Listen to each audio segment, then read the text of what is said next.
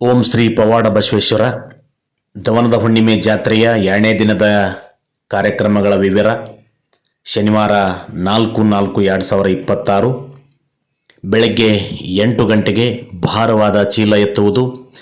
ಪ್ರಥಮ ಬಹುಮಾನ ಶ್ರೀ ಅಂಬರೀಶ್ ದಂಡಪ್ಪ ಬಾಗೇವಾಡಿ 10,001 ರೂಪಾಯಿ ಸಾಕಿನ್ ಬಸರಕೋಡಿ ಅವರಿಂದ.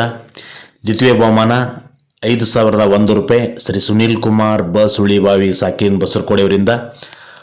ತೃತೀಯ ಬಹುಮಾನ 2,501 ರೂಪಾಯಿ ಶ್ರೀ ಪರಮಾನಂದ ಬ ಯಳವಾರ್ ಗುಳೇದ್ಗುಡ್ ಸಾಕಿನ್ ಬಸರಕೋಡ್ ಇವರಿಂದ. ಈ ರೀತಿಯಾಗಿ ಭಾರವಾದ ಚೀಲ ಎತ್ತುವ ಸ್ಪರ್ಧೆ ಜರುಗ್ತಾ ಇದೆ. ನಂತರ ಮಧ್ಯಾಹ್ನ 4 ಗಂಟೆಗೆ ರೂಡಿಗೆ ಗ್ರಾಮದ ಸಮಸ್ತ ದೈವ ಮಂಡಳಿಯಿಂದ ತೇರಿನ ಮಿಣಿಯ ಮೆರವಣಿಗೆ ಕಾರ್ಯಕ್ರಮ ಜರುಗ್ತಾ ಇದೆ. ತದನಂತರ ಮೂರ್ಲಿಂಗನ ದೇವಸ್ಥಾನದಿಂದ ಕಳಸೋತ್ಸವ ಕಾರ್ಯಕ್ರಮ ಬಸವೇಶ್ವರ ದೇವಸ್ಥಾನಕ್ಕೆ ಬರುವುದು. ಸಂಜೆ 5 ಗಂಟೆಗೆ ಕಳಸ ಏರುವುದು. ಸಹಸ್ರಾರು ಭಕ್ತರ ಸಮ್ಮುಖದಲ್ಲಿ ಬಸರಕೋಟದ ಸಮಸ್ತ ದೈವ ಮಂಡಳಿಯಿಂದ ಭವ್ಯ ರಥೋತ್ಸವ ಮಹಾರಥೋತ್ಸವ ಕಾರ್ಯಕ್ರಮ ಜರುಗ್ತಾ ಇದೆ.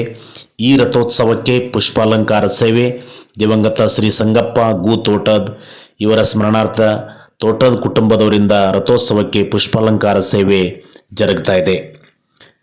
ಅದೇ ರೀತಿಯಾಗಿ ಇಂದೇ ರಾತ್ರಿ ರಾಜಣ್ಣ ಜೇವರ್ಗಿ ವಿರಚಿತ ಮುತ್ತಿನಂತ ಅತ್ತಿಗೆ ಎಂಬ ವಿಶೇಷವಾದಂತಹ ಹೊಸ ನಾಟಕ ಜರುಗ್ತಾ ಇದೆ. ಈ ನಾಟಕದಲ್ಲಿ ಕಾಮಿಡಿ ಕಿಲಾಡಿಗಳು ವಿನ್ನರ್ ಸುಜಾತ ಜೇವರ್ಗಿ ಅವರು ಅಭಿನಯಿಸ್ತಾ ಇದ್ದಾರೆ. ಈ ರೀತಿಯಾಗಿ ಈ ದಿನದ ಎಲ್ಲ ಕಾರ್ಯಕ್ರಮಗಳು ಜರುಗುತ್ತಿದ್ದು ಎಲ್ಲ ಭಕ್ತರು ಹೆಚ್ಚಿನ ಸಂಖ್ಯೆಯಲ್ಲಿ ಪಾಲ್ಗೊಂಡು ಶ್ರೀ ಪವಾಡ ಬಸವೇಶ್ವರ ಕೃಪೆಗೆ ಪಾತ್ರರಾಗಲು ಕೋರಿಕೆ.